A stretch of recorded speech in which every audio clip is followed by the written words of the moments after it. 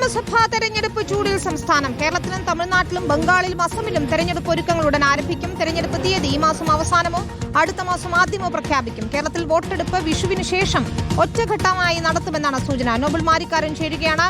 നോബിൾ, എപ്പോഴായിരിക്കും കേരളത്തിൽ തെരഞ്ഞെടുപ്പ് എന്നാണ് ആകാംക്ഷ? തെരഞ്ഞെടുപ്പ് കമ്മീഷന്റെ നീക്കങ്ങൾ എന്താണ്?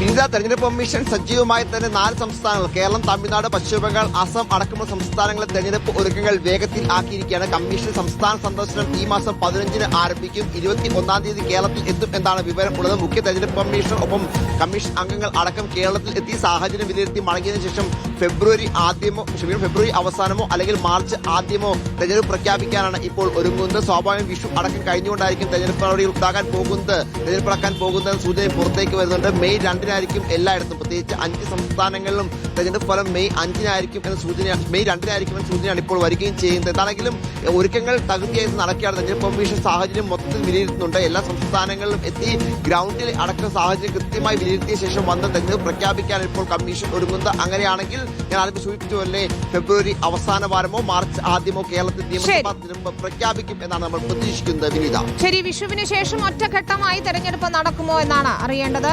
വരും ദിവസങ്ങളിൽ അത് വ്യക്തമാകും. നോബിൾ വിശദാംശങ്ങൾ നൽകുകയായിരുന്നു.